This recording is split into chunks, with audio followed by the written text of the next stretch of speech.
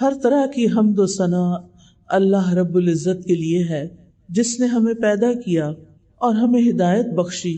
اس نے ہمیں اطاعت کے کاموں کا حکم دیا کیونکہ ان میں خیر اور برکتیں ہیں، اور حرام کاموں سے منع کیا کیونکہ ان میں نحوست، شر اور تباہیاں ہیں۔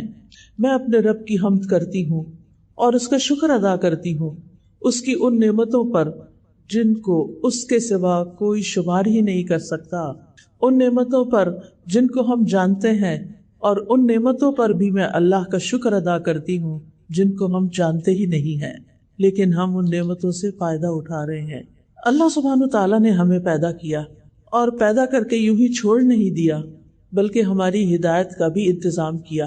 آدم علیہ السلام اس دنیا پر، اس پلانٹ پر سب سے پہلے نبی تھے، اور پھر اس کے بعد انبیاء کا سلسلہ ہمیشہ جاری رہا، یہاں تک کہ محمد رسول اللہ صلی اللہ علیہ وسلم خاتم النبیین پر آ کر مکمل ہو گیا۔ پھر اسی طرح اللہ سبحانہ تعالیٰ نے انسانوں کی ہدایت کے لیے انبیاء پر، صحیفے، رسولوں پر کتابیں نازل کی۔ بڑی بڑی کتابوں کے نام تو ہم سب کو معلوم ہیں، اور ان سب کے آخر میں ہمارے لیے ہدایت کا سرچشمہ قرآن حکیم بھیجا، جو محمد رسول اللہ صلی اللہ علیہ وسلم کے قلب مبارک پر نازل ہوا۔ اور آپ کیا تھے؟ چلتا پھرتا قرآن تھے۔ جو کچھ آپ نے قرآن میں سے تعلیم دی، اس پر خود عمل کر کے بھی دکھایا۔ لہٰذا ہمارے لیے ہدایت کے دو بڑے سرچشمے ہیں، ایک ہے اللہ کی کتاب قرآن مجید، اور دوسرے ہے محمد رسول اللہ صلی اللہ علیہ وسلم کی سیرت، آپ کی سنت، آپ کی حدیث۔ قرآن مجید میں احکامات ملتے ہیں، اور ان کی عملی تفسیر ہمیں رسول اللہ صلی اللہ علیہ وسلم کی زندگی میں ملتی ہے۔ آپ کا دن کیسے ہوتا تھا؟ آپ دن کیسے گزارتے تھے؟ ہمیں اپنے دن کیسے گزارنے چاہیے؟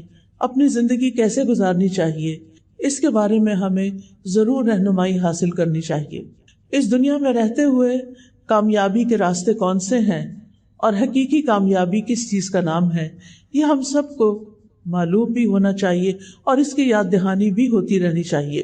اللہ سبحانہ تعالیٰ نے ہمیں رسول اللہ صلی اللہ علیہ وسلم کے ذریعے ہر وہ بات بتا دی ہے جس کی ہمیں اس زندگی میں ضرورت ہے، جس چیز کے بارے میں ہمیں رہنمائی چاہیے، وہ رہنمائی ہمیں فراہم کر دی گئی ہے۔ لیکن افسوس یہ کہ آج امت کی اکثریت اس رہنمائی سے غافل ہے۔ ہم تعلیم حاصل کرتے ہیں، یعنی دنیاوی تعلیم، اسکولز میں، کالجز میں، اور کرنی بھی چاہیے، کیوں نہ کی جائے۔ امت مسلمہ کی ضرورت ہے کہ اس کے افراد ہائیلی ایجوکیٹڈ ہوں، علم کے میدان میں، تحقیق اور ریسرچ کے میدان میں بہت آگے ہوں۔ علامہ اقبال کہتے ہیں نا کہ محبت مجھے ان جوانوں سے ہے جو ستاروں پہ ڈالتے ہیں کمند۔ تو ستاروں پہ کمندیں تو مسلمانوں کو ڈالنی چاہیے تھی، لیکن افسوس یہ کہ آج ہم اس میدان میں بھی پیچھے ہیں۔ تو اس لیے جو بھی بچیاں آج یہاں حاضر ہیں، میں ان سب سے یہ کہوں گی کہ وہ اپنی تعلیم کے میدان میں خوب محنت کریں، اور جتنا ان کو آتا ہے اس کو کافی نہ سمجھیں، اپنی تھنکنگ کو بہت ہائی رکھیں اور بہت آگے تک کے لیے سوچیں۔ یہ مت سوچیں کہ اچھا میں میٹرک کر لوں یا ایف اے کر لوں یا بی اے کر لوں، اور جب رشتہ آئے، شادی ہو جائے تو بس پڑھنا لکھنا چھوڑ لوں، جو کہ ہمارے معاشرے کا عام طور پر ٹرینڈ بن چکا ہے کہ لڑکیاں اس وقت تک تعلیم حاصل کرتی رہتی ہیں جب تک ان کی شادی نہیں ہو جاتی، اور شادی ہو جاتی ہے تو کتابیں بند کر کے رکھ دی جاتی ہیں۔ حالانکہ میں سمجھتی ہوں کہ شادی کے بعد انسان کو زیادہ ضرورت پڑتی ہے اس بات کی کہ اب وہ علم حاصل کرے، کیونکہ شادی کے بعد کی زندگی ایک عملی زندگی ہوتی ہے، اور عملی زندگی کے لیے عملی رہنمائی بھی بہت ضروری ہے۔ بہرحال زندگی کا کوئی بھی حصہ ہو، ہمیں یہ یاد رکھنا چاہیے کہ ہماری کامیابی، ہماری فلاح صرف دنیا کی کامیابی نہیں ہے، بلکہ جب تک ہم آخرت میں کامیاب نہ ہوں اس وقت تک کامیاب نہیں ہیں۔ چاہے دنیاوی اعتبار سے ہم کتنا بھی آگے نکل جائیں، کتنی بھی ڈگریاں ہوں ہمارے پاس، کتنا بھی مال ہو، کتنی بھی زندگی کی عیش و عشرت ہمارے پاس ہو، لیکن اگر اللہ ہم سے راضی نہیں تو کچھ بھی نہیں۔ انسان کی اصل خوش قسمتی، انسان کی اصل سعادت اور اس کی محنتوں کا صلہ اس کے رب کے پاس ہے۔ لہٰذا ہماری ہر کوشش کی ڈائریکشن یہی ہونی چاہیے کہ ہم اپنے رب کو راضی کرنے والے ہوں۔ قرآن مجید میں سورۃ آل عمران میں آتا ہے فمن زحزح عن النار وادخل الجنۃ فقد فاز، جو آگ سے بچا لیا گیا اور جنت میں داخل کر دیا گیا وہ دراصل کامیاب ہوا۔ جنت سے کم کسی چیز پہ راضی نہ ہو۔ آپ اپنی کوششوں کو صرف یہاں تک نہ رکھیں کہ ہمیں دنیا میں تھوڑا سا فائدہ مل جائے، اچھی جاب مل جائے، اچھا پروفیشن ہو، عزت ہو، اچھا گھر ہو، اچھی گاڑی ہو، اینڈ دیٹس اٹ۔ یہ سب چیزیں تو ہم سے چھٹ جائیں گی۔ انسانوں کے پاس بہت کچھ ہوتا ہے لیکن اپنی قبر میں تو کوئی کچھ بھی نہیں لے کے جاتا۔ یہ تو سب دنیا کی کامیابیاں ہیں، اور یہ دنیا کی کامیابیاں ہمارے لیے کافی نہیں ہیں۔ ہم مسلمان ہیں اور ہمارا اس بات پر ایمان ہے کہ اس زندگی کے بعد ایک اور زندگی ہے، اور وہ زندگی ہمیشہ کی زندگی ہے۔ وَإِنَّ الدَّارَ الْآخِرَةَ لَهِيَ الْحَيَوَانُ، کہ آخرت کا گھر ہی تو دراصل زندگی ہے۔ وہاں جو زندگی ملے گی جنت میں، اس کو تو کبھی ختم ہونا ہی نہیں، وہ ہمیشہ ہمیشہ کے لیے، خالدین فیہا ابدا۔ یہ الفاظ بار بار آپ کو قرآن مجید میں ملیں گے۔ اس لیے ہم میں سے ہر ایک کی تڑپ، لگن، دعا، کوشش یہ ہونی چاہیے کہ میں اس دنیا میں رہتے ہوئے جو بھی کروں مجھے اس کا بدلہ آخرت میں ضرور ملے۔ اور یہ اسی وقت ہو سکتا ہے جب ہم اپنی نیت کو اللہ کے لیے خالص کر کے رسول اللہ صلی اللہ علیہ وسلم کے طریقوں پہ چل کے اپنے اعمال کو اچھا کریں، کیونکہ نیک عمل صرف وہ نہیں ہوتا جس کو ہمارا دل نیک کہتا ہے۔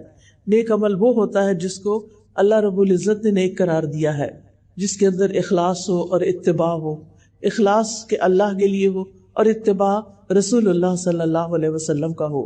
پھر اسی طرح اللہ سبحانہ وتعالیٰ قرآن مجید میں ایمان والوں کو خطاب کر کے فرماتے ہیں، یا ایھا الذین آمنوا، یا ایھا الذین آمنوا ارکعوا واسجدوا واعبدوا ربکم وافعلوا الخیر لعلکم تفلحون۔ اے لوگو جو ایمان لائے ہو، رکوع کرو، سجدہ کرو اور اپنے رب کی عبادت کرو اور نیکی کے کام کرو تاکہ تم کامیاب ہو جاؤ۔ تو ایک مومن کی کامیابی تو اس میں ہے کہ وہ اس دنیا سے رخصت ہو اور اس کا رب اس سے راضی ہو، اور رب نے جو احکامات اس کو دیے ہیں اطاعت کے، عبادت کے، ان کو پورا کر کے جانے والا ہو۔ تو سب سے پہلا کام جو اس آیت میں ہمیں بتایا گیا وہ نماز کا قیام ہے۔ رکوع اور سجدے کرو، پھر اللہ کی عبادت کرو، پھر نیکی کے تمام کام کرو جس میں اللہ کی عبادت کے علاوہ صلہ رحمی یعنی رشتہ داروں سے حسن سلوک، مہمان نوازی، بیمار پرسی، محتاجوں اور غریبوں کو کھانا کھلانا اور دیگر اچھے اخلاق شامل ہیں۔ تو کامیابی کے لیے یہ تمام کام ضروری ہیں، اس لیے ہمیں ان سارے کاموں کو اس طریقے پر کرنے کی ضرورت ہے جو ہمیں نبی صلی اللہ علیہ وسلم نے سکھا دیے ہیں۔ ہم سب دیکھتے ہیں کہ دن کا آغاز ہم رات کو سونے کے بعد جاگنے سے کرتے ہیں۔ تو اب میں سٹیپ بائی سٹیپ دن کے مختلف کاموں کے بارے میں کچھ باتیں ذکر کروں گی۔ آپ اپنے پاس نوٹ بھی کر سکتے ہیں، اپنے پاس ٹو ڈو لسٹ بنا سکتے ہیں کہ آپ نے کیا کیا کرنا ہے، یعنی سب سے پہلے صبح کے وقت کیا کرنا ہے۔ رسول اللہ صلی اللہ علیہ وسلم نے فرمایا، ہر شخص صبح کے وقت اٹھتا ہے تو اپنے نفس کا سودا کرتا ہے، پھر یا تو اسے آزاد کرتا ہے یا اسے ہلاک کرتا ہے۔ یعنی ہر شخص ہر روز ایک تجارت کرتا ہے جس میں یا تو وہ فائدہ اٹھاتا ہے یا وہ نقصان اٹھاتا ہے۔ ہر روز ہمیں دن کے 24 آورز مل جاتے ہیں، اور 24/7 یعنی پورے ہفتے میں ہمیں ہر روز 24 آور ملتے ہیں۔ اب کچھ لوگ ایسے ہیں کہ جو ان 24 آورز کو بہترین طریقے سے گزارتے ہیں اور پھر وہ کامیاب ہو جاتے ہیں، ان کا سودا نفع بخش ہوتا ہے، وہ پروفٹ کما لیتے ہیں۔ اور کچھ لوگ انہی 24 آورز کو ضائع کر کے دنیا میں بھی نقصان اٹھاتے ہیں اور آخرت میں بھی نقصان اٹھاتے ہیں۔ تو اس لیے ہمیں وہ کام لازمی کر لینے چاہیے کہ جس سے یہ 24 آورز ہمارے سیکیور ہو جائیں اور ہماری کامیابی کا راستہ ان سے طے ہو جائے۔ سب سے پہلی چیز جو آنکھ کھلتے ہی ہمیں کرنی چاہیے وہ ہے صبح کی دعا، جس کا آغاز ہوتا ہے الحمدللہ سے۔ الحمدللہ الذی احیانا بعدما اماتنا والیہ النشور۔ سب تعریفیں اس اللہ کے لیے ہیں جس نے ہمیں مرنے کے بعد زندہ کیا اور اسی کی طرف دوبارہ لوٹنا ہے۔ اب آپ دیکھیے کہ یہاں پر زندگی اور موت کی بات کی جا رہی ہے۔ آپ کو یہ تو معلوم ہی ہوگا کہ النوم اخو الموت، کہ نیند موت کی بہن ہوتی۔ جس طرح نیند میں انسان کچھ دیکھتا نہیں، کچھ سنتا نہیں، اسی طرح موت کے بعد بھی انسان کا دیکھنا سننا ختم ہو جائے گا۔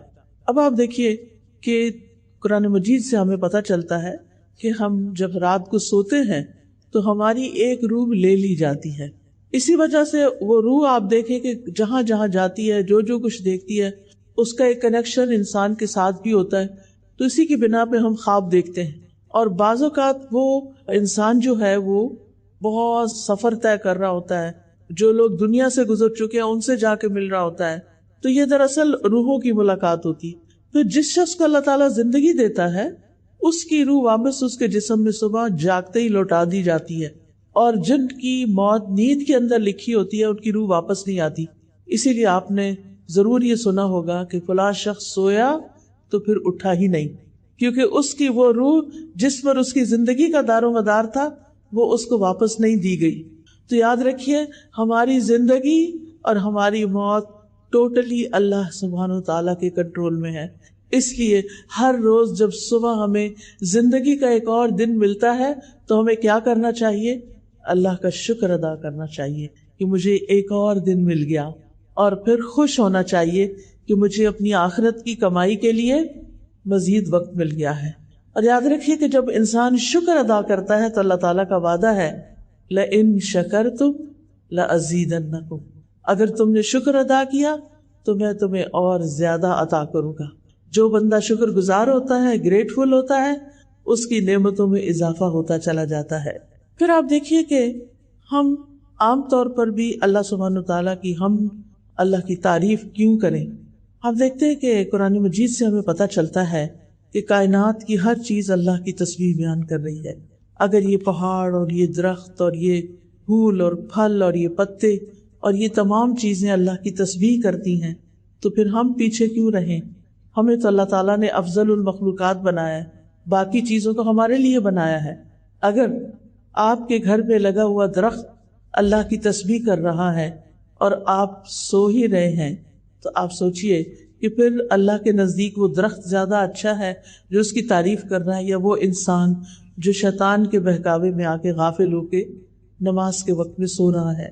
قرآن مجید میں آتا ہے تسبح لہ السماوات السبع والارض ومن فیہن وان من شیء الا یسبح بحمدہ ولکن لا تفقہون تسبیحہم، ساتوں آسمان اور زمین اس کی تسبیح کرتے ہیں، یعنی اللہ سبحانہ وتعالیٰ کی، اور جو بھی ان میں چیزیں ہیں وہ بھی، اور کوئی بھی چیز ایسی نہیں مگر وہ اس کی حمد کے ساتھ اس کی تسبیح کرتی ہے، لیکن تم ان کی تسبیح کو سمجھتے نہیں، یعنی انسان کو ان کی زبان نہیں معلوم، ان کی تسبیح کا طریقہ نہیں معلوم۔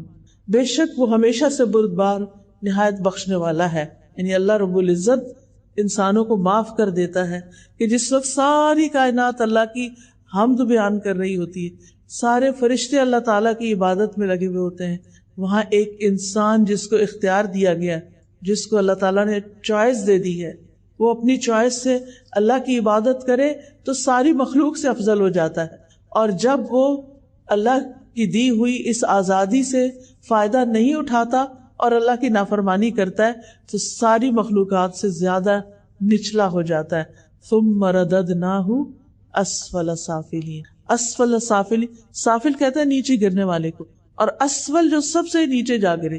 جب ساری کائنات اللہ کا ذکر کرے گی اور انسان نہیں کرے گا تو انسان تو پیچھے رہ جائے گا نا، اس کو تو عزت اسی میں ملے گی کہ وہ اپنی چوائس سے یہ سب کچھ کرے۔ نبی صلی اللہ علیہ وسلم نے فرمایا قیامت کے دن اللہ تعالیٰ کے سب سے افضل بندے وہ ہوں گے جو کثرت سے اللہ کی تعریف کرنے والے ہیں۔ تو اس لیے جو نعمت بھی آپ کو ملے اس پر الحمدللہ ضرور کہیے۔ حدیث میں آتا ہے الحمدللہ کہنا میزان کو نیکیوں سے بھر دیتا ہے۔ اتنا بڑا کلمہ ہے یہ کہ اللہ میں تیری تعریف کرتی، تیری حمد و ثنا کرتی۔ پھر اسی طرح اگر انسان پانی کا ایک گھونٹ بھی پیتا ہے، ایک گھونٹ، اور اس کے بعد الحمدللہ کہتا ہے تو اللہ تعالیٰ اس بندے سے راضی ہو جاتا ہے۔ اب آپ صبح کے وقت اٹھ گئے، صبح کے وقت اٹھ کر آپ نے دعا پڑھی، زندگی ملنے پر اللہ کا شکر ادا کیا۔ اب اس شکر کا عملی طریقہ کیا ہے کہ آپ نماز فجر ادا کریں۔ تو اٹھنے کے بعد پہلا کام نماز فجر ادا کرنا ہے، کیونکہ سورج نکلنے کے ساتھ ہی نماز فجر کا وقت چلا جاتا ہے، تو اس کو with in time, with in limits ہمیں ادا کرنا ہوتا ہے۔ فجر کی نماز جو ہے یہ عمل کی پہلی بنیاد ہے. اس وقت آپ نے ثابت کر دیا کہ آپ اللہ کے بندے ہیں یا اپنے نفس کے بندے ہیں. جو نفس کے بندے ہوتے ہیں وہ اپنی مرضی کے کام کرتے ہیں اٹھ کے، اور جو اللہ کے بندے ہوتے ہیں، جو اللہ کی عبادت گزار ہوتے ہیں، وہ پہلا کام کیا کرتے ہیں؟ نماز ادا کرتے ہیں. رسول اللہ صلی اللہ علیہ وسلم نے فرمایا، اللہ نے بندوں پر 5 نمازیں فرض کی ہیں، جس نے انہیں ادا کیا اور ان کا حق ہلکا سمجھتے ہوئے ان میں سے کچھ ضائع نہیں کیا، تو اللہ کا اس کے لیے قیامت کے دن کے لیے یہ وعدہ ہے کہ اس کو جنت میں ضرور داخل فرمائے. اور جس نے ان نمازوں کو ادا کیا مگر ان کا حق ہلکا سمجھتے ہوئے ان میں سے کچھ ضائع کر دیا، تو اللہ کا اس کے لیے کوئی عہد نہیں، وہ چاہے تو عذاب دے اور چاہے تو معاف فرما دے. لہٰذا نماز کو معمولی چیز نہیں سمجھنا چاہیے. اللہ سبحانہ وتعالی صبح فجر کی نماز کے بعد اور عصر کی نماز کے بعد فرشتوں سے بندوں کا حال پوچھتے ہیں کہ جب تم گئے تھے، یہ تو آپ کو معلوم ہے نا، ہمارے دائیں بائیں کرامن کاتبین ہیں، 2 فرشتے ہیں. ان کی ڈیوٹی 24 آور کی نہیں ہوتی، ان کی ڈیوٹی 12 آور ہوتی ہے، اور یہ فجر اور عصر کے وقت اپنی ڈیوٹی تبدیل کر دیتے ہیں. جو فجر کے وقت آتے ہیں وہ عصر کے وقت تک ہم نے جو کچھ کیا ہوتا ہے وہ سارا لکھ کر واپس لے جاتے ہیں، اور وہاں سے نیکسٹ یعنی فریش فرشتے آ جاتے ہیں جو اگلے وقت کے لیے پوری رات کے لیے ہمارے اعمال لکھتے ہیں، اور پھر وہ فجر کے وقت واپس جاتے ہیں اور نئے فرشتے فجر کے وقت ہمارے پاس آ جاتے ہیں. جب یہ واپس جاتے ہیں تو اللہ تعالیٰ خود ان سے پوچھتے ہیں کہ تم نے بندوں کو کس حال میں چھوڑا؟ وہ کہتے ہیں ہم نے اس حال میں چھوڑا کہ وہ نماز پڑھ رہے تھے، اور اس حال میں ان کے پاس پہنچے کہ وہ نماز پڑھ رہے تھے.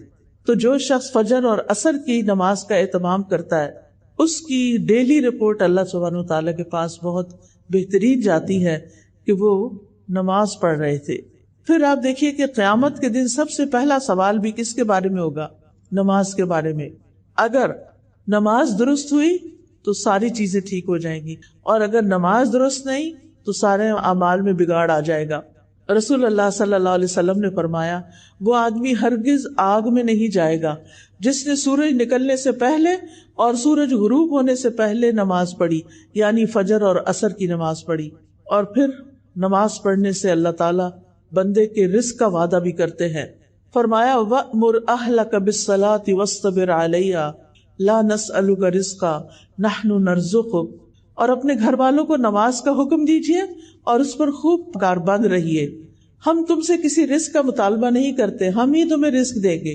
تو اس سے یہ پتہ چلتا ہے کہ جو شخص اپنی عبادت صحیح طور پر کرتا ہے اللہ سبحانہ تعالیٰ اس کو تنہا نہیں چھوڑتا.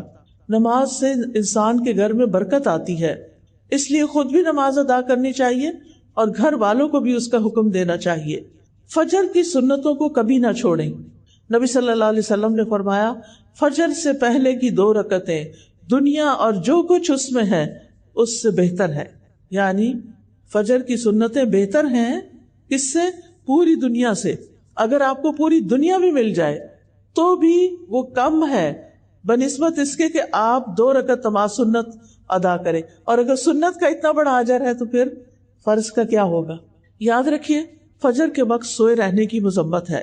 فجر کے وقت سونا درست نہیں. ایک آدمی جو رات سے لے کر صبح تک سوتا رہا، آپ نے اس کے بارے میں فرمایا یہ وہ شخص ہے جس کے کان میں شیطان نے پیشاب کر دیا تھا. اب شیطان بھی ہم نے نہیں دیکھا اور اس کا پیشاب بھی نہیں دیکھا، لیکن نبی صلی اللہ علیہ وسلم نے فرمایا ہے تو بات درست ہوگی، کیونکہ آپ صادق اور امین تھے. یہ بات تو ہم سب جانتے ہیں، سبھی مانتے ہیں. مراد اس سے یہ ہے کہ اس شخص کے اوپر خوب نحوست طاری ہوگی. اسی لیے آپ دیکھیں کہ جب آپ لیٹ اٹھتے ہیں، نماز نہیں ادا کرتے، اللہ کا ذکر نہیں کرتے، تو پھر آپ کی طبیعت سارا دن بوجھل رہتی ہے. پھر آپ کی کوشش یہ ہو کہ نماز خشوع کے ساتھ پڑھے. خشوع کا مطلب نماز میں رونا دھونا نہیں. بعض لوگ سمجھتے ہیں کہ کچھ لوگ نماز میں بہت روتے ہیں لہٰذا ان کی نماز زیادہ خشوع والی ہے. ایسا نہیں. رونا خشوع نہیں ہوتا، بلکہ دل کا متوجہ ہونا اور اعضاء کا پرسکون ہونا، اس کو خشوع کہتے ہیں. یعنی نماز میں ہمیں ہلنا نہیں چاہیے، دائیں بائیں نہیں ہونا چاہیے، ایسے بھی جھوم جھوم کے بھی نماز نہیں پڑھنی چاہیے. نماز میں سٹل بالکل ساکت کھڑے ہونا چاہیے کہ اگر کوئی پرندہ بھی آ کے بیٹھ جائے تو وہ بیٹھا رہے کہ یہ شخص شاید یہ کوئی پول ہے یا کچھ اور ہے. اور اس بات کا خیال رکھنا کہ میں اللہ کے سامنے کھڑی ہوں، اس سے خشوع آتا ہے. بہت سے لوگ یہ کوشچن کرتے ہیں نماز میں خشوع کیسے لائیں. بس یہ سوچ لیں نماز پڑھنے سے پہلے کہ میں اللہ سبحانہ وتعالیٰ کے سامنے کھڑی، پھر اپنے رب سے سرگوشیاں کریں، چپ کے باتیں کریں، یعنی نماز کے الفاظ ادا کریں. خشوع کے بغیر نماز ایسے ہی ہے جیسے روح کے بغیر جسم. خشوع نماز کی روح ہے. اور کامیاب ہونے والے مومنوں کی صفت یہ ہے قد افلح المؤمنون الذین هم فی صلاتهم خاشعون. یقیناً فلاح پا گئے وہ مومن جو اپنی نمازوں میں خشوع اختیار کرتے ہیں. رسول اللہ صلی اللہ علیہ وسلم نے فرمایا جب کوئی شخص نماز پڑھتا ہے تو وہ اپنے رب تبارک و تعالیٰ سے سرگوشی کرتا ہے. چنانچہ اسے معلوم ہونا چاہیے کہ وہ اپنے رب سے کیا سرگوشی کر رہا ہے. لہذا جب آپ نماز میں ہوں تو بہت سکون کے ساتھ کھڑے ہوں. رکوع میں جائیں تو ٹک جائیں پھر کھڑے ہوں. سجدے میں جائیں تو ماتھا اور ناک آپ کا زمین پر ٹک جائے اور تسبیحات پڑھیں، ہر ہڈی اپنی جوڑ پر آ جائے اور پھر آپ سیدھے کھڑے ہوں. یعنی یہ نہیں کہ آپ رکوع میں گئے ہیں ایسے جلدی سے نیچے ہوئے پھر کھڑے ہو گئے پھر جلدی سے سجدہ. کئی لوگ تو دونوں سجدے بس ایک ہی دفعہ سر رکھ کے 2 دفعہ مار کے اٹھ جاتے ہیں. یہ تو سجدہ نہیں ہوتا. ہم اللہ کے سامنے کھڑے. نماز میں یہ سوچ ہمارے اوپر چھائی رہے، غالب رہے کہ میں اللہ کے سامنے ہوں، میرا رب مجھے دیکھ رہا ہے، اور اجر کو بھی سامنے رکھے. نبی صلی اللہ علیہ وسلم نے فرمایا تم جب بھی کوئی سجدہ کرتے ہو تو اللہ اس سجدے کی وجہ سے تمہارا ایک درجہ بڑھا دیتا ہے. ہر سجدے کی وجہ سے ایک درجہ بڑھ جاتا ہے اور اسی کے ذریعے تمہاری ایک خطا بھی مٹا دیتا ہے. تو یاد رہے گی یہ بات. سجدے سے کیا ملے گا؟ ایک درجہ بلندی، یعنی پہلے جنت میں جہاں مقام تھا اس سے اوپر ہو گئے، اوپر اوپر اوپر. اور کیا ملتا ہے؟ ایک خطا مٹ جاتی، ایک غلطی صاف ہو جاتی. نماز کے بعد فوراً مصلی سے نہیں اٹھے، بیٹھے رہیں، ذکر اذکار کریں. کیوں؟ اس لیے کہ اس کا بہت بڑا اجر ہے. رسول اللہ صلی اللہ علیہ وسلم نے فرمایا جب تک تم اپنے اس مصلی پر بیٹھے رہو جہاں تم نے نماز پڑھی تھی اور بے وضو نہ ہو، یعنی وضو نہ ٹوٹے، تو فرشتے تمہارے لیے دعا کرتے رہتے ہیں اللہم اغفر لہ، اللہم ارحمہ، اے اللہ اس کو بخش دے، اے اللہ اس پر رحم فرما دے. تو کیا کرنا چاہیے پھر؟ اپنی جگہ پر تھوڑی دیر بیٹھ کے تسبیحات کر کے دعائیں فرشتوں کی لے کے پھر اٹھیں. اب یہ جو تسبیحات ہے نا 2 طرح سے ہیں. ایک تو ہے 33 بار 33 مرتبہ اللہ اکبر، اور پھر آخری بار لا الہ الا اللہ وحدہ لا شریک لہ لہ الملک و لہ الحمد وہو علی کل شیء قدیر. تو یوں کہنے سے 34 دفعہ ہو جاتا ہے اور حدیث سے یہ پتہ چلتا ہے کہ اس نے اپنی تسبیح پوری کر لی. اب آپ دیکھیے کہ اگر آپ کے پاس وقت نہیں اور آپ کو جلدی کسی کام سے جانا ہے تو پھر آپ کتنی دفعہ پڑھ لیں؟ 10 دفعہ. کیا پڑھیں گے؟ کیسے پڑھیں گے؟ سبحان اللہ سبحان اللہ 2 دفعہ چھوٹی انگلی کو پریس کریں گے، یا چھوٹی انگلی جو ہے وہ آپ کے انگوٹھے کے ساتھ لگے گی، ٹھیک ہے؟ تو آپ کو نمبر یاد رہے گا، سبحان اللہ سبحان اللہ سبحان اللہ سبحان اللہ سبحان اللہ سبحان اللہ سبحان اللہ سبحان اللہ، اور پھر سبحان اللہ پورے 10 ہو گئے. تو 10 بار تینوں تسبیحات پڑھ لیں. 10 بار سبحان اللہ، 10 بار الحمدللہ، اور 10 بار اللہ اکبر. اس کے بارے میں آپ صلی اللہ علیہ وسلم نے فرمایا 2 خصلتیں یا 2 عادتیں ایسی ہیں کہ اگر کوئی مسلمان بندہ ان کی پابندی کر لے تو جنت میں داخل ہوگا، اور وہ بہت آسان ہے مگر ان پر عمل کرنے والے بہت کم ہیں. ہر نماز کے بعد 10 مرتبہ سبحان اللہ، 10 مرتبہ الحمدللہ اور 10 مرتبہ اللہ اکبر کہے تو زبان کی ادائیگی کے اعتبار سے 150 بار ہے، اور مجموعی طور پر 5 نمازوں کے بعد جو عمل ترازو میں رکھا جائے تو 1500 ہے. کتنا اللہ سبحانہ تعالیٰ نے اجر لکھا ہے آپ کے لیے. اور اگر آپ نہیں پڑھتے، چھوڑ کے اٹھ جاتے، کتنی دیر لگتی ہے؟ 1 منٹ 2 منٹ 2 بھی نہیں لگتے. ہم اپنا سیل فون میں جا نماز کے ساتھ رکھ کے بیٹھتے ہیں، جو سلام پھیرا فٹافٹ فون اٹھا لیا. اور اگر ہمارے کام کا کوئی میسج نہ ہو تو پھر ہم کیا کرتے ہیں؟ کچھ بھی مل جائے وہ چلا لیتے ہیں. اور اتنے بڑے خیر اور خزانے سے محروم ہو جاتے ہیں۔ پھر ایک اور بات یہ ہے کہ اگر انگلیوں میں تسبیح کریں گے تو زیادہ ثواب ہوگا، انگلیاں گواہ بن جائیں گی، لہذا خوبصورتی کے ساتھ انگلیوں کو استعمال کرنا ہے، جیسے سبحان اللہ سبحان اللہ سبحان اللہ سبحان اللہ، الحمدللہ الحمدللہ، اللہ اکبر اللہ اکبر، یعنی اس طرح بھی آپ کر سکتے ہیں۔ پھر ہر نماز کے بعد آیت الکرسی پڑھیں، اس کا کیا ثواب ہوتا ہے؟ نبی صلی اللہ علیہ وسلم نے فرمایا ہر فرض نماز کے بعد آیت الکرسی پڑھنے والے کو موت کے علاوہ کوئی چیز جنت میں لے جانے سے نہیں روک سکتی۔ یعنی دنیا میں رہتے ہوئے تو آپ جنت میں نہیں جا سکتے، مرنے کے بعد بھی جنت میں وہ جائے گا جو اللہ کا پسندیدہ ہوگا، اور جو اللہ کا پسندیدہ ہے اس کو اللہ تعالیٰ نے بہت سی خوشخبریاں بھی سنائی ہیں، اس کے لیے آسانیاں بھی کی ہیں۔ اور یہاں پر کیا آسانی کی گئی ہے کہ جب یعنی انسان اپنی ان چیزوں کو پابندی سے پڑھے گا تو پھر اس کے لیے جنت کا رستہ آسان ہو جائے گا۔ اچھا، قیامت کے دن ہماری انگلیوں سے بھی سوال ہوگا، تو جب ہم ان پہ ذکر کریں گے تو یہ ہمارے حق میں بولیں گی۔ قرآن مجید میں آتا ہے نا وَتُكَلِّمُنَا أَيْدِيهِمْ وَأَرْجُلُهُمْ، ہم سے کلام کریں گے ان کے ہاتھ اور پاؤں۔ پھر ہر نماز کے بعد قُلْ هُوَ اللَّهُ أَحَدٌ قُلْ أَعُوذُ بِرَبِّ الْفَلَقِ قُلْ أَعُوذُ بِرَبِّ النَّاسِ۔ اگر آپ کو وسوسے ستاتے ہوں، شیطان پریشان کرتا ہو، آپ کو کوئی تکلیف بیماری ہو، تو آپ یہ تینوں کل ہاتھ پہ پڑھ کے پھونک مار کے ہاتھ میں چہرے اور سر اور بازو اور ان سب پر خود ہی پھیر لیا کریں۔ اس سے آپ بہت اچھا فیل کریں گے، بہت لائٹ فیل کریں گے۔ اگر آپ کو کوئی تھکاوٹ ہوئی بھی ہے، آپ کو کوئی بیماری ہے، کچھ بھی ہے، آپ اس کو اپنا معمول بنا لیں۔ پھر صبح کے اذکار پوری توجہ کے ساتھ کریں۔ اللہ سبحانہ وتعالیٰ قرآن مجید میں فرماتے ہیں یا ایھا الذین آمنوا اذکروا اللہ ذکرا کثیرا وسبحوہ بکرۃ واصیلا، اے ایمان والو اللہ کو کثرت سے یاد کیا کرو۔ یہ کون کہہ رہا ہے کہ اللہ کو زیادہ یاد کیا کرو؟ کون کہہ رہا ہے؟ اللہ سبحانہ وتعالیٰ۔ یس، اللہ تعالیٰ فرما رہا ہے کہ اے ایمان والو اذکروا اللہ ذکرا کثیرا، اللہ کو بہت زیادہ یاد کیا کرو اور صبح و شام اس کی تسبیح بیان کیا کرو۔ تو صبح و شام سبحان اللہ و بحمدہ پڑھنے والا، پوری تسبیح ہے 100 دفعہ پڑھنا چاہیے، پڑھنے والا جو ہے اس کے سارے گناہ معاف ہو جاتے ہیں۔ اور تسبیح جو ہے یہ ڈپریشن کا علاج بھی ہے، انسان کے دل کا غم دکھ پریشانی بھی ختم ہوتی ہے اس سے۔ پھر اسی طرح آپ نے فرمایا جو شخص یہ تسبیح پڑھتا ہے سبحان اللہ و بحمدہ، قیامت کے دن اس سے زیادہ افضل کوئی بھی نہیں لائے گا۔ قیامت کے دن اس سے زیادہ افضل عمل کسی کا بھی نہیں ہوگا سوائے اس کے جس نے اس کے برابر یہ سے زیادہ پڑھا ہو۔ پھر اسی طرح اگر ہو سکے، جیسے بزرگ خواتین ہوتی ہیں تو وہ فجر کی نماز سے سورج طلوع ہونے تک بیٹھے رہے مصلی پر۔ جو اسکول کے بچے تو ظاہر ہے انہیں اسکول جانا ہوگا، تیاری کرنی ہوگی، لیکن تیاری کرتے کرتے اللہ کا ذکر کرتے رہے۔ پھر اسی طرح یہ صبح شام کے اذکار ہیں نا، یہ بھی بڑے فائدے کی چیز ہے۔ صبح شام کے اذکار کے بارے میں شیخ ابن عثیمین کہتے ہیں کہ صبح شام کے اذکار اپنے پڑھنے والوں کے لیے اس قدر وسیع، عظیم فوائد اور برکتوں پر مشتمل ہے کہ اس کا احاطہ نہیں کیا جا سکتا، اس کو بیان نہیں کیا جا سکتا۔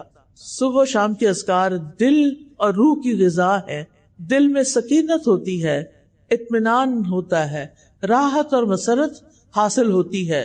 پھر اسی طرح یہ اذکار دنیا اور آخرت میں سلامت رہنے کا ذریعہ ہے۔ جو شخص یہ اذکار پڑھے گا وہ سلامت رہے گا۔ پھر یہ خیر و برکت کا دروازہ کھولنے والے کلمات ہیں۔ پھر اسی طرح جو شخص صبح کے وقت ان کو پڑھ لیتا ہے اس کے لیے خیر و برکت کا دروازہ کھل جاتا ہے۔ پھر اسی طرح انسان شر کے واقع ہونے سے پہلے اور واقع ہونے کے بعد اسے ہٹانے کا ذریعہ بھی بنائے، یعنی ذکر کو۔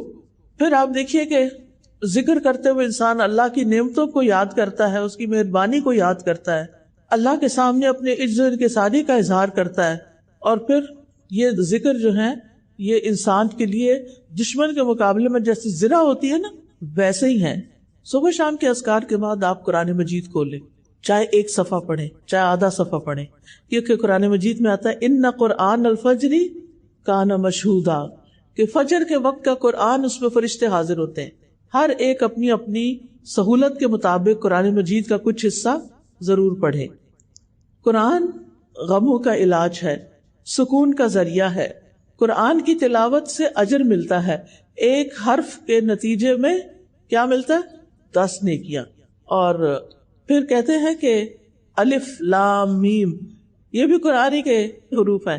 صرف یہ کہنے سے الف لام میم کتنی نیکیاں مل جاتی ہیں؟ جی ہاں، 30 نیکیاں. پھر آپ دیکھیں کہ جن گھروں میں قرآن پڑھا جاتا ہے وہ گھر اپنے رہنے والوں کے لیے کھلا ہو جاتا ہے، اس میں فرشتے حاضر ہوتے ہیں، شیاطین اس گھر کو چھوڑ دیتے ہیں، اس کی خیر و برکت بڑھ جاتی ہے. پھر اسی طرح اگر وقت ہو تو اسکول جانے سے پہلے آپ تھوڑا سا ترجمے سے قرآن ضرور پڑھ لیں. آپ کو معلوم ہے کہ میں نے دینی تعلیم جو ہے باقاعدہ کسی مدرسے میں داخل ہو کر نہیں لی، لیکن ان کے مدرسوں میں جو کتابیں پڑھائی جاتی ہیں ان میں سے بہت سی کتابیں میں نے اپنے والد سے پڑھی. اور ہمارا یہ پڑھنے کا اسٹڈی ٹائم کون سا ہوتا تھا؟ فجر کی نماز کے بعد. فجر کی نماز کے بعد وہ اتنا بابرکت وقت ہے کہ اس میں آپ تھوڑا سا بھی کوئی کام کریں گے تو بہت جلدی نمٹ جاتا ہے. اور جن گھروں میں قرآن پڑھا جاتا ہے، حضرت ابو ہریرہ کہا کرتے تھے بے شک قرآن پڑھنے کی وجہ سے گھر اپنے رہنے والوں کے لیے بہت کھلا ہو جاتا ہے، کشادہ ہو جاتا ہے، اس میں فرشتے حاضر ہوتے ہیں، شیاطین اس گھر کو چھوڑ دیتے ہیں، اس کی خیر و برکت حاصل ہوتی ہے. پھر اسی طرح قرآن مجید کو اپنا دوست بنا لیں، ہر جگہ آپ کے ساتھ ہونا چاہیے. اب تو خیر موبائل کے ذریعے ویسے بھی ساتھ ہوتا ہے، اگر آپ نے قرآن مجید کی اپلیکیشن ڈاؤن لوڈ کی ہوئی اور اس میں بک مارک بھی ہوتا ہے، جتنا آپ پڑھ لیں ایک دن وہاں بک مارک لگا دیں، پھر آگے اور اس طرح آپ پڑھتے چلے جائیں. قبر میں جب انسان کو لٹایا جائے گا، ہم سب نے جانا ہے نا قبر میں، اس میں تو کسی کو شک نہیں، ہم نے مرنا تو ہے ہی، انسان ہمیشہ کے لیے تو یہاں آیا نہیں. جب کوئی مر جاتا ہے تو اس کو جب دفناتے ہیں قبر کے اندر رکھتے ہیں تو قرآن جو ہے وہ بندے کے سرہانے کی طرف آ جاتا ہے، سر کی طرف. اور پھر فرشتہ جب اس کو عذاب دینے لگتا ہے تو وہ کہتا ہے کہ میں تو قرآن پڑھتا اور پڑھاتا ہوں. اور پھر تلاوت قرآن کا جو ثواب ہوتا ہے وہ اس جگہ پر آ جاتا ہے اور وہ فرشتہ اس کا کچھ بھی نہیں بگاڑ سکتا. جب فرشتہ سامنے سے آتا ہے تو صدقہ اس کو پرے دھکیل دیتا ہے، اور جب اس کے پاؤں کی طرف سے آتا ہے تو مساجد کی طرف چل کر جانا اسے دور کر دیتا ہے. پھر اس کے بعد 2 رکعت نماز اشراق، یہ ہمارے جسم کے 360 ہڈیوں کا کیا ہے، یعنی اس کو پڑھ کے گویا ہم ایک ایٹریبیوٹ پیش کر رہے ہیں اپنے آپ کو. اس لیے جیسے رات کے نوافل اہمیت رکھتے اسی طرح دن کے نوافل بھی اہمیت رکھتے. تو بہت ضروری ہے کہ ہم تھوڑا سا وقت ضرور نکالیں، ہمارے جسم کا صدقہ ہے. ہم میں سے ہر روز تو ہر شخص صدقہ نہیں کر سکتا، اتنے پیسے تو نہیں ہوتے سب کے پاس، لیکن اگر آپ یہ 2 نفل پڑھ لیتے ہیں تو آپ کے بدن کا صدقہ ہو جاتا ہے. پھر اس کے بعد یہ کہ ہم میں سے ہر ایک کو، چاہے وہ اسکول میں جاتا ہے یا نہیں، زندگی کے ہر موڑ پر کیا کرنا چاہیے؟ اپنے لیے علم نافع میں اضافہ کرنا چاہیے. اچھی کتابیں پڑھیں. ماشاءاللہ آپ اسکول کالجز میں جاتے ہیں، آپ کے پاس لائبریریز ہیں، آپ لائبریریز سے اچھی کتابیں نکلوائیں اور ان کا مطالعہ کریں. نبی صلی اللہ علیہ وسلم فجر کی نماز کے بعد سلام پھیرتے تھے تو یہ دعا کرتے تھے، اللہم انی اسألک علما نافعا وعملا ورزقا طیبا وعملا متقبلا، اور پاکیزہ رزق، طیب رزق اور عمل قبول ہونے والا یہ نصیب کر. تو علم نافع کیا ہے؟ علم نافع وہ نفع مند علم ہے جس سے انسان کی دنیا بھی سنورتی ہے اور آخرت بھی. لہٰذا اسکول کالج میں جو بھی آپ چیزیں ایسی پڑھ رہی ہیں جو آپ کو آئندہ زندگی میں کام آنے والی ہیں تو وہ علم نافع ہے. پھر اس میں دینی علوم بھی آ جاتے ہیں، دنیاوی علوم بھی آ جاتے ہیں. اور پھر یہ کہ علم سیکھنے اور سکھانے کے لیے اپنے اوقات مقرر کریں. ہر وقت کتابیں لے کے نہ بیٹھے رہیں. گھر والے کو کسی کام کے لیے بلائیں اور آپ کہیں مجھے تو پڑھنا ہے، اور ان کو کتابیں دکھا کے تو پھر آپ آرام کریں. تو ایسا نہیں ہونا چاہیے، ٹھیک ہے نا. پھر ناشتے کی باری آتی، ناشتہ ضرور کریں، اگرچہ کھجور ہی کھائیں. بہت سے بچے اسکول میں بھوکے چل پڑتے ہیں اور پھر کینٹین پہ آ کر جیسی تیسی چیزیں کھا لیتے ہیں، بس پیٹ بھر لیتے ہیں. پھر آپ دیکھیے کہ اگر آپ گھر سے ناشتہ کر کے چلے گئے، اور خاص طور پہ لڑکیوں کو کیلشیم کی بہت ضرورت ہوتی، اگر آپ 1 کپ دودھ اور 2 کھجوریں بھی کھا کے گھر سے آ جائیں تو دوپہر تک آپ کا گزارا ہو سکتا ہے، کام چل سکتا ہے. لیکن اس سے جو دونوں چیزوں سے آپ کو انرجی ملے گی، آپ کی قوت میں اور زیادہ اضافہ ہوگا. نبی صلی اللہ علیہ وسلم نے فرمایا دودھ کے علاوہ کوئی چیز ایسی نہیں جو کھانے اور پینے دونوں سے کفایت کرے، یعنی دودھ کو کھا بھی سکتے اور پی بھی سکتے. آپ نے دیکھا ہوگا نا کہ وہ جم جاتا ہے، بازو کا دودھ دہی بن جاتا ہے، تو اس کو کھا لے اور دودھ کو پی لے. پھر آپ دیکھیے کہ کھانے سے پہلے کیا کرے. آپ میں سے کوئی بتائے گا؟ بسم اللہ. آغاز میں کیا پڑھتے ہیں؟ بسم اللہ. الحمدللہ. اگر شروع میں یاد نہیں رہا تو پھر کیا کرے؟ بسم اللہ اولہ و آخرہ. ٹھیک ہے. کھانا کھڑے ہو کے کھانا چاہیے یا بیٹھ کے؟ بیٹھ کے. چلتے پھرتے چیزیں اٹھا کے منہ میں نہ ڈالے، ان کو اکٹھا کر کے رکھ دیں اور پھر کہیں بیٹھ جائیں اور پھر اطمینان سے کھاتے بھی رہیں اور ساتھ پڑھتے بھی رہیں. پھر دائیں ہاتھ سے کھانا چاہیے یا بائیں ہاتھ سے؟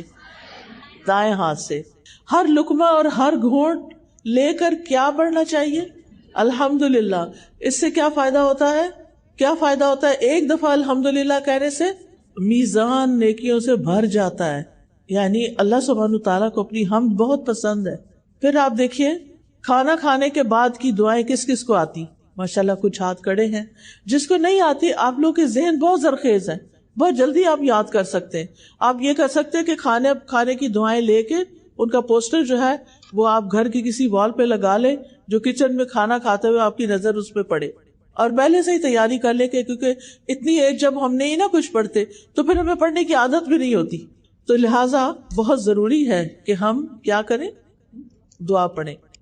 جو شخص یہ دعا پڑھے الحمدللہ الذی اطعمنی ھذا ورزقنیہ من غیر حول منی ولا قوۃ، اس کے پچھلے گناہ معاف کر دیے جاتے.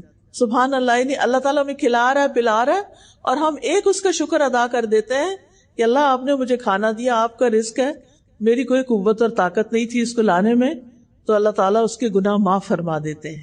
پھر اسی طرح صبح صبح ایک نیت کرے، اور وہ کیا ہے؟ حیاتی کلہ للہ، میری ساری زندگی میرے رب کے لیے، اللہ کے لیے ہے. کیا مطلب ہے اس کا؟ کہ میں وہ کام کروں گی جن سے میرا رب راضی ہوگا، اور ان چیزوں کو چھوڑ دوں گی جن سے میرا رب ناراض ہوتا ہے. اللہ سبحانہ تعالیٰ کی پسند کے کام کون کون سے ہیں؟ کوئی بتائے گا مجھے؟ اللہ تعالیٰ کن کاموں کو پسند کرتا ہے؟ اور ہمیں تو ٹپس پہ پتہ ہونا چاہیے. 1 2 3 4 5 جلدی جلدی جلدی. ٹھیک ہے، شاباش، ٹھیک ہے، بالکل. اور ایک تو اللہ کی عبادت کرنا اور ساری مخلوق سے احسان کرنا، ہر بندے سے اچھی طرح پیش آنا، دوسروں کو معاف کر دینا، والدین کا احترام کرنا، ٹیچرز کا احترام کرنا، پیٹھ پیچھے بری بری باتیں نہیں کہنا. پھر اسی طرح اور بھی جتنے جانوروں کے ساتھ احسان. پھر اسی طرح پودے زیادہ سے زیادہ لگانا. پودا لگانے کا کیا ثواب ہے؟ کوئی بتائے گا؟ اور ہماری زندگی میں پودوں کا کتنا بڑا عمل دخل ہے. آپ سب پڑھتے ہوں گے اس کے بارے میں. کتنے زیادہ انوائرمنٹ ایشوز ہو گئے ہیں، اور وہ زیادہ درخت کٹنے کی وجہ سے. بڑی بڑی آبادیوں پر کالونیز بن گئی ہیں اور درخت کاٹ دیے گئے. تو اللہ سبحانہ تعالیٰ کے لیے ہم اپنی زندگی کو خالص کریں کہ اللہ میری زندگی آپ کے لیے، اور پھر ہم ایمان کے ساتھ خوبصورت بنے. یعنی بہت سے لوگ صرف میک اپ سے خوبصورت بننا چاہتے ہیں. ہمیں ایمان کے ساتھ، ایمان ہوتا ہے دل میں، اور جو دل میں ہوتا ہے وہ چہرے پہ آتا ہے. اگر ایمان دل کے اندر خوبصورت ہے نا تو ہو ہی نہیں سکتا کہ چہرہ اس کو ریفلیکٹ نہ کرے. پھر اسی طرح قلبی طہارت کے ساتھ ساتھ روح کی غذا اب تک آپ دے رہے تھے اس کو، اب جسمانی طہارت کا بھی خیال کرے. پاک صاف رہنے والوں کے بارے میں ہمارا دین ہمیں کیا سکھاتا ہے؟ شاباش، ان اللہ یحب التوابین ویحب المتطہرین. بے شک اللہ توبہ کرنے والوں سے محبت کرتا ہے اور پاک صاف رہنے والوں سے. اللہ سبحانہ تعالیٰ پاک صاف رہنے والوں سے محبت کرتا ہے. کس کو نہیں چاہیے اللہ کی محبت؟ ہمیں سے ہر شخص کو چاہیے ہوتی ہے. لہٰذا اللہ کی محبت ان لوگوں کے لیے ہے جو پاکیزگی کا اہتمام کریں گے.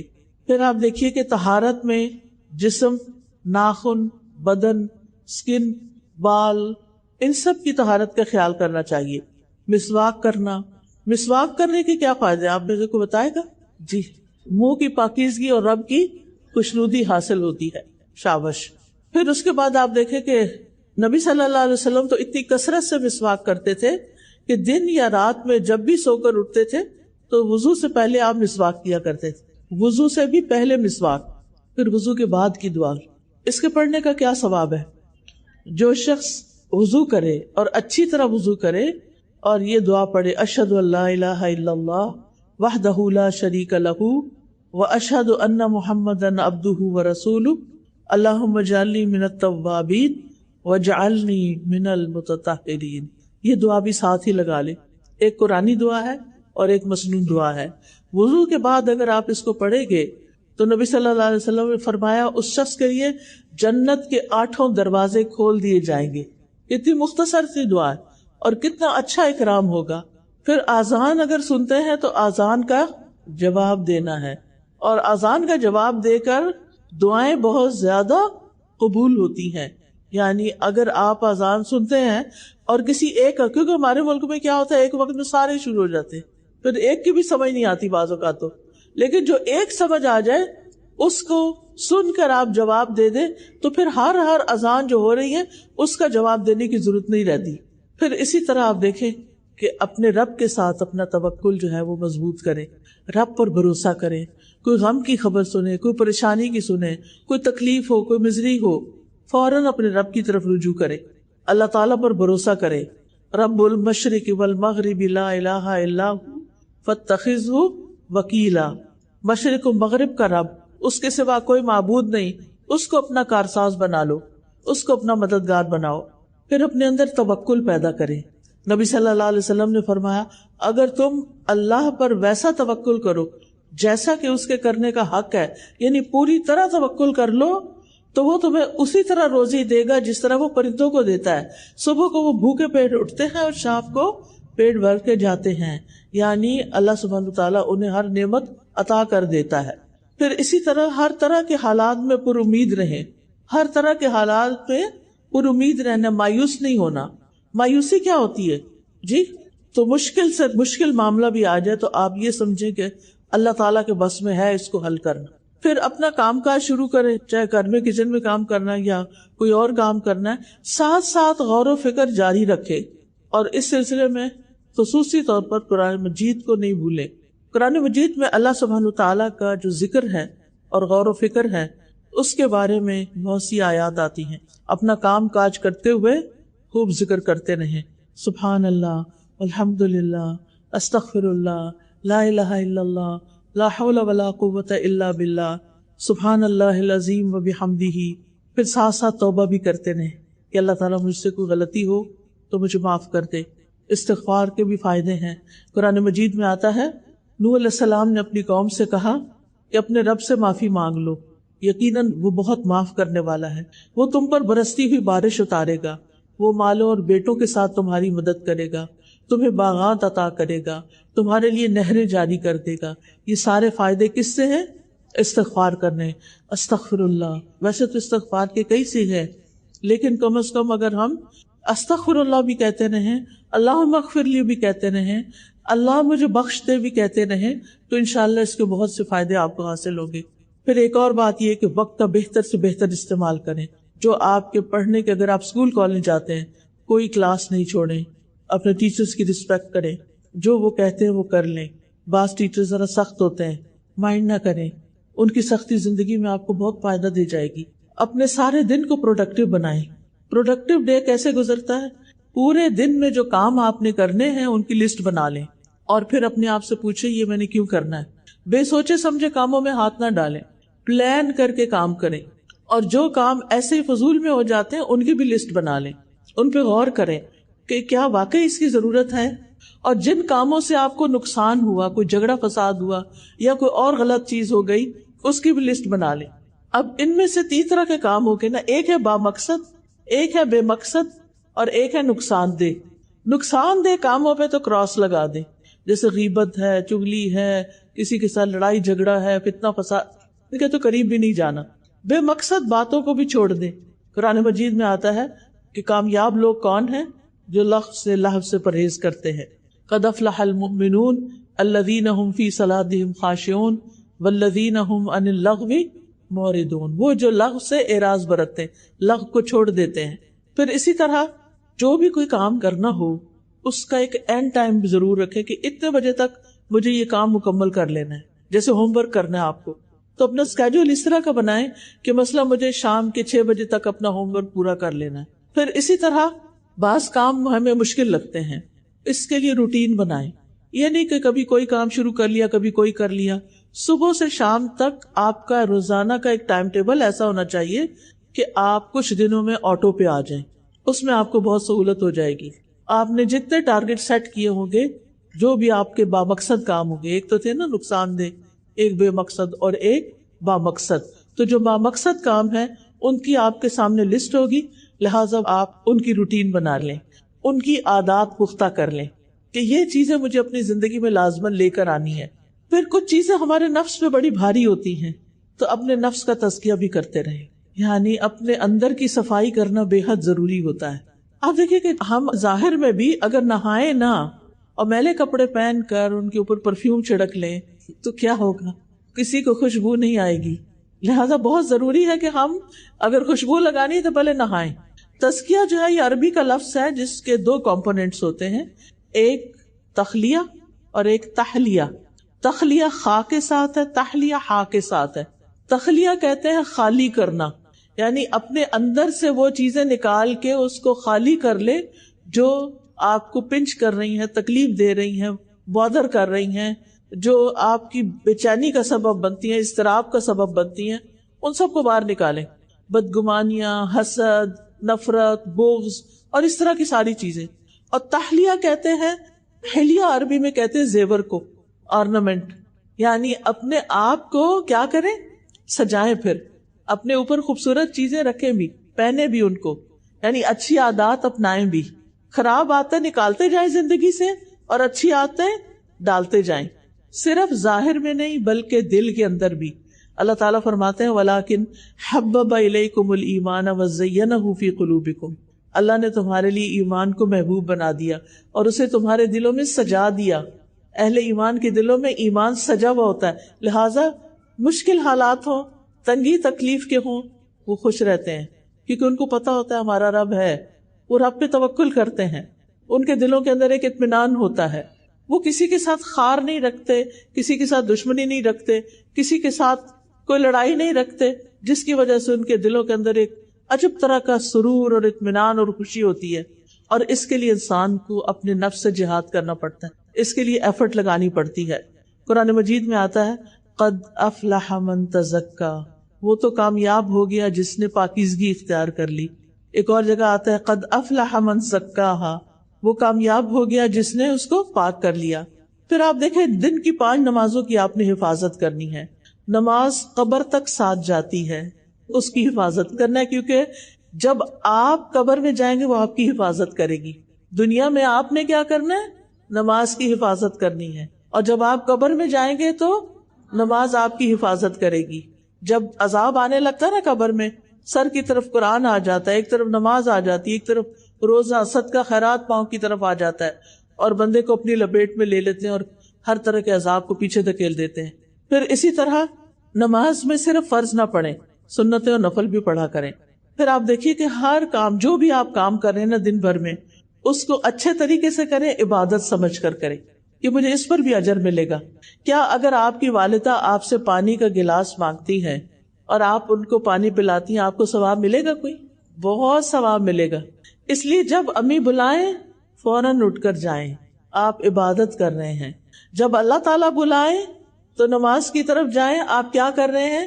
عبادت کر رہے ہیں. اگر چھوٹا بھائی رو رہا ہے اور اس کو آپ سے کوئی کام ہے تو کیا کریں؟ اس کی بات سنیں، کیوں رو رہے ہیں؟ امی مصروف ہیں، وہ اس کو بہلا نہیں سکتی، آپ اس کو اٹھا لیں، آپ اس کو بہلا لیں، آپ اس کا خیال رکھیں، یہ بھی عبادت ہے. اگر گھر کی صفائی کرنا ہو تو یہ کیا ہے؟ یہ بھی عبادت ہے، کیونکہ ان اللہ یحب التوابین ویحب المتطہرین، اللہ تعالیٰ محبت کرتا ہے توبہ کرنے والوں سے اور پاک صاف رہنے والوں سے. اگر کھانا پکانا پڑے تو یہ بھی عبادت ہے. کیوں؟ کیونکہ بھوکے کو کھانا کھلانا جنت میں لے جانے والا کام ہے. ہمارا دین اتنا خوبصورت ہے کہ 24/7 جتنے بھی آپ کام اچھے اچھے کریں گے وہ سب عبادت ہے، وہ سب آپ کے اعمال نامے میں جمع ہو رہا ہے. اور پھر آپ دیکھیں، یہ نہ کہا کریں وہ فلاں بہن بھی تو نہیں کرتی میں کیوں کروں، یہ نہیں کہنا آپ نے. وہ بھائی نہیں کرتا میں کیوں کروں، نہیں. نیکیوں میں ایک دوسرے سے آگے نکلے، وہ نہیں کرتا نہ کرے، مجھے کرنا ہے، میں جا رہی ہوں کرنے. دوسرے سے پہل کرے. اور نیکی کے ہر کام میں کچھ نہ کچھ حصہ ڈالیں۔ حضرت ابو ہریرہ کہتے ہیں کہ رسول اللہ صلی اللہ علیہ وسلم نے فرمایا، آج تم میں سے کس نے روزہ رکھا؟ ابو بکر رضی اللہ عنہ نے عرض کیا میں نے۔ آپ نے پوچھا آج تم میں سے کس نے مریض کی عیادت کی ہے؟ ابو بکر رضی اللہ عنہ نے کہا میں نے۔ آپ نے فرمایا آج تم میں سے کس نے جنازے میں شرکت کی ہے؟ ابو بکر رضی اللہ عنہ نے کہا میں نے۔ آپ نے پوچھا آج تم میں سے کس نے مسکین کو کھانا کھلایا؟ ابو بکر رضی اللہ عنہ نے کہا میں نے۔ اس پر نبی صلی اللہ علیہ وسلم نے فرمایا جب کسی شخص کے لیے ایک ہی دن میں یہ ساری خصلتیں جمع ہو جائیں وہ جنت میں ضرور داخل ہوگا۔ پھر آپ دیکھیے کہ جہاں اچھے اچھے کام کرنے نا آپ نے، وہاں اللہ کی نافرمانی سے بھی بچنا ہے۔ کئی دفعہ غلط عادتیں پڑ جاتی ہیں، جیسے سیل فون پر، لیپ ٹاپ پر فضول فحش چیزیں دیکھنا، آنکھوں کا بھی گناہ ہوتا ہے۔ کانوں سے ایسے میوزک سنتے ہیں، اس کا بھی گناہ ہوتا ہے۔ لہٰذا کیا کرنا ہے؟ ایسی چیزوں کو چھوڑ دینا ہے، نفس سے جہاد کرنا ہے۔ اور گناہوں کو انسان اسی وقت چھوڑ سکتا ہے جب اس کے سامنے جہنم ہوتا ہے کہ مجھے جہنم میں نہیں جانا، میں نے آگ میں نہیں جانا۔ پھر جس انسان سے بھی ملے سلام میں پہل کریں، مسکرا کے ملیں، آپ اچھے اخلاق والے ہوں گے۔ اور جن کا اخلاق اچھا ہے وہ میزان میں جب نیکیاں تولی جائیں گی تو سب سے بھاری نیکیاں اخلاق کی ہوں گی۔ سب سے بڑا حق آپ کے والدین کا آپ پر ہے۔ والدین کو خوش کریں، ان کو حق کریں، ان کی پیشانی چومیں، ان کا ہاتھ پکڑ کے کس کریں۔ آج آپ سب نے گھر جا کر کیا کرنا ہے؟ اپنی امی کو حق کرنا ہے، جا کے السلام علیکم گلے ملے جا کے۔ آج میں ایک لیکچر سن کے آئی ہوں، یہ میری عبادت ہے اور ان کو ناراض نہیں کرنا۔ اللہ کی عبادت کے بعد والدین کے ساتھ نیکی جو ہے، کئی بار قرآن مجید میں اللہ کی عبادت کے بعد والدین کے ساتھ اچھے سلوک کا حکم دیتے ہیں۔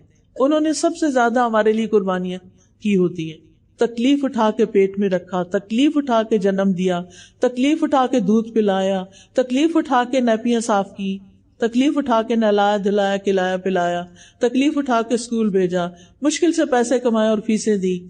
ان کے بہت احسان ہے ہم پر، اور ہم بڑے ہو کے کہتے ہیں آپ نے ہمارے لیے کیا کیا؟ کچھ نہیں کیا، سب کچھ انہوں نے ہی تو کیا ہے۔ اور کون کرتا ہے ہمارے لیے؟ جو ماں باپ کرتے ہیں۔ اور اگر وہ زندہ نہیں ہیں، دنیا سے جا چکے ہیں، ان کا آپ پر حق ہے کہ ان کو آپ روزانہ دعاؤں میں یاد رکھیں۔ ہر نماز کے اندر والدین کے لیے دعا کرنا نہ بھولیں۔ جو ربی جعلنی پڑھتے ہیں تو وہ تو کہتے ہیں ربنا اغفر لی ولوالدی وللمؤمنین یوم یقوم الحساب۔ اس کے بعد یہ دعا بھی شامل کر لیں، رب ارحمہما کما ربیانی صغیرا۔ پھر آپ دیکھیں سارے انسانوں کے لیے خیر کا باعث بنے، باعث ختم کر دیں، یہ فلاں ہے، یہ فلاں ہے، یہ ایسا ہے، یہ ویسا نہیں۔ ہمیں اپنی ذات سے ہر ایک کو فائدہ پہنچانا چاہیے۔ اگر کوئی اچھا نہیں بھی تو وہ خود ذمہ دار ہے اپنے عمل کا۔ ہمیں سب کے ساتھ اچھا سلوک کرنا چاہیے۔ پھر اگر کوئی مانگنے والا آپ سے کچھ مانگ لے تو کیا کرنا چاہیے؟ دے دینا چاہیے۔ نہیں ہے تو کیا کرنا چاہیے؟ کوئی اچھی سی بات کر لینی چاہیے اس سے، ڈانٹنا نہیں ہے۔ وہ گاڑیوں کے پاس آ کے وہ ناک کر لیتے ہیں نا، وہ پھر یہ تم لوگ نے کیا کام بنایا، وہ ہر وقت مانگتے رہے، ایسا کبھی نہیں کہنا۔ وہ بھی انسان ہے، آج وہ نیچے ہے، آپ اوپر بیٹھے ہیں۔ سوچے اگر یہ میں ہوتا یہاں پھر کیا کرتا۔ اس لیے ہر انسان کے ساتھ مہربانی کا سلوک کریں۔ کرو مہربانی تم اہل زمین پر، خدا مہربان ہوگا عرش بن۔ اگر آپ کسی انسان کے ساتھ مہربانی کریں گے اس کا بدلہ ضرور پائیں گے۔ ہمارا رب کئی گنا بڑھا کے بدلہ دیتا ہے، اس لیے کبھی بھی بخل نہ کرے کسی کے ساتھ اچھا کرنے میں، اور صلہ رب کے اوپر چھوڑ دیں۔ میں نے اس کا بدلہ اس سے لینا ہے۔ انسان کیا دے سکتے ہیں؟ انسان انسانوں کی محنتوں اور نیکیوں کا بدلہ نہیں دے سکتے، وہ رب ہی دیا کرتا ہے۔ اس لیے اپنے اعمال کو رب کے لیے خالص کر لیں۔ جہاں بھی ہو خیر پھیلانے والے ہوں۔ خیر الناس من ینفع الناس، اچھے لوگ وہ ہوتے ہیں جو لوگوں کو نفع پہنچاتے ہیں۔ حضرت عیسیٰ علیہ السلام کے بارے میں آتا ہے وَجَعَلَنِي مُبَارَكًا أَيْنَمَا كُنتُ، اللہ نے مجھے مبارک بنایا جہاں بھی میں ہوں۔ برکتیں ہی برکتیں۔ تو برکتیں کن لوگوں کی ہوتی ہیں؟ جو جہاں بیٹھتے ہیں لوگوں کو فائدہ پہنچاتے ہیں۔ پھر پڑوسیوں کا خیال کرنا ہے آپ نے۔ اگر ہر روز مشکل ہے تو ویک میں ایک دن ضرور رکھیں کہ آپ اپنے نیبرز کا بھی خیال کریں، وہ کس حال میں ہے، کچھ پکائیں تو ان کے لیے بھیج دیں۔ اگر کوئی بیمار ہے تو عادت کر دیں۔ گھر میں بھی سلام کو عام کریں۔ سلام صرف باہر کے لوگوں کے لیے نہیں ہوتا، گھر والوں کے لیے بھی ہوتا ہے۔ آس پاس کے لوگوں کے ساتھ تعاون کریں. اور یہ ذہن میں یاد رکھیں ہر چیز لکھی جا رہی ہے, ہر چیز ریکارڈ ہو رہی ہے, ہر طرف کیمرے لگے ہوئے ہیں, ہر چیز ریزرو ہو رہی ہے. اللہ سبحانہ تعالیٰ کے سامنے جا کر کھول دی جائے گی, انسان کے ہاتھ میں اعمال نامہ دیا جائے گا اور اس کو دیکھ کے کہے گا ما لہذا الکتاب لا یغادر صغیرۃ ولا کبیرۃ الا احصاها. سورۃ کہف کی آیت ہے. اس کتاب کو کیا ہے, اس نے نہ کوئی چھوٹی بات چھوڑی نہ کوئی بڑی بات چھوڑی, ہر چیز لکھ لی. لہذا اپنی زبان کی بھی حفاظت کرنی ہے, بلا ضرورت بات چیت نہیں کرنی, بے فائدہ چیزوں کو چھوڑ دینا ہے, جھوٹ نہیں بولنا, کسی کو اذیت نہیں دینی زبان سے. اس کے ساتھ ساتھ ہر روز صدقہ کرنے کی عادت ڈالنی. چاہے آپ ایک باکس بنا لیں, 1 روپیہ ہی اپنی جیب خرچ میں سے ڈالیں, اگر نہیں ہے تو اشراق کے 2 نفل جو ہیں وہ پورے دن کا صدقہ ہو جائے گا. فقیروں اور مسکینوں کا ضرور خیال کریں. کل ہی میں ایک جگہ پر گئی ہوئی تھی جہاں انہوں نے جو جھگیوں میں رہنے والے بچے تھے ان کو وہاں سے نکال کر ان کے لیے اسکول بنایا, ان کے لیے مسجد بنائی, ان کے لیے پڑھائی کا انتظام کیا, ان کے لیے یونیفارم کا, ان کے کھانے پینے کا, ان کو وہ گھر بنا کر دے رہی ہیں. اب یہ ایک پروجیکٹ ان کا مکمل ہونے والا ہے تو ایک اور جگہ جا کر انہوں نے 150 بچے کو اور جھگیوں سے انہوں نے اسی طرح کے اپنے پائپ لائن میں رکھے ہوئے ہیں کہ وہ ان کے لیے کچھ کرے گی. ایسے بھی لوگ ہوتے ہیں نا, کچھ لوگوں کو اللہ پیسہ دیتا ہے وہ صرف اپنی ذات پہ خرچ کرتے ہیں, اور کچھ لوگوں کو اللہ تعالیٰ مال دیتا ہے تو وہ معاشرے کے جو پسے ہوئے طبقات ہیں ان کو اوپر اٹھانے کے لیے کرتے ہیں. تو اپنی چیزیں اور ایکسٹرا چیزیں فقراء کو تقسیم کر کے ان کو خوشی پہنچائیں. نبی صلی اللہ علیہ وسلم نے فرمایا مومن کو خوش کرنا, اس کا قرض ادا کرنا, اس کی ضرورت پوری کرنا, اس سے کسی مصیبت کو دور کرنا افضل ترین اعمال میں سے ہے. پھر اسی طرح غصہ نہیں کرنا, چھوٹی چھوٹی بات پہ ناراض نہیں ہونا, رشتہ داروں سے نہیں کاٹنا. نبی صلی اللہ علیہ وسلم فرمایا جو شخص یہ چاہتا ہے اس کی عمر لمبی ہو, اس کے رزق میں برکت ہو, وہ اپنے رشتہ داروں سے جوڑ کے رکھے. کس کا دل چاہتا ہے اس کی عمر لمبی ہو؟ ہم سب کا چاہتا ہے. کس کا دل چاہتا ہے اس کا مال زیادہ ہو؟ ہم سب کا چاہتا ہے. تو کیا کرنا ہے؟ اپنے رشتہ داروں سے, اور ابتدا کرنی ہے والدین سے, بہن بھائیوں سے, پھر خالہ ماموں چچا, ان کے بچے, ان سب سے اچھا سلوک کرنا ہے. عید ہو, ویکینڈز ہو, خاص خاص موقع ہوں, ان کو گھر بلا لیں یا ان کے پاس چلے جائیں یا فون کر لیں یا میسج کر دیں, لیکن ان سے ان کا حال چال پوچھتے رہیں. پھر اسی طرح دوسروں کو معاف کرنے والے بنے. فاصفح الصفح الجمیل, درگزر کرو, خوبصورت طریقے سے درگزر کرنا. دوسروں پر ظلم کرنے اور مظلوم کی آہ سے بچیں, دل کی سختی سے بچیں, برے خیالات اور بدگمانیوں سے بچیں, غیبت سننے سے بھی بچیں, اور جو آپ کی غیبت کرے اس کے ساتھ حسن سلوک کر لیں تاکہ وہ آئندہ سے نہ کرے. مصیبتوں اور مشکلات میں صبر سے کام لیتے ہوئے نماز سے مدد مانگیں. یعنی جب کوئی تکلیف کا وقت ہو تو اٹھ کے نماز پڑھ کے, نفل پڑھ کے اللہ سے دعا کریں, خاص طور پر ایگزامز کے دنوں میں. پریشانی اور غم میں لا الہ الا اللہ کا ورد کریں, دعائیں کرتے رہیں. تنگی آ جائے تو آسانی کا انتظار کریں, اللہ تعالیٰ سے بدگمان نہیں ہو, اور رات کو سونے سے پہلے اذکار پڑھیں, دعائیں پڑھیں, اور زندگی میں کم از کم ایک بار قرآن مجید کو ترجمے کے ساتھ سمجھ کر ضرور پڑھیں. اللہ تعالیٰ سے جا کے ملاقات کرنی ہے ہم نے قیامت کے دن, تو اللہ تعالیٰ اگر پوچھے کہ تم نے اتنی کتابیں پڑھی تھی, میری کتاب کیوں نہیں پڑھی, تو ہم کیا جواب دیں گے؟ کوئی جواب ہوگا ہمارے پاس؟ نو. اس لیے زندگی میں عربک میں بھی پڑھنا ہے کیونکہ اللہ تعالیٰ کا کلام ہے, اور اس کا ترجمہ بھی ہم نے پڑھنا ہے. بس نیت کر لیں, اللہ تعالیٰ ضرور راستہ بنائے گا.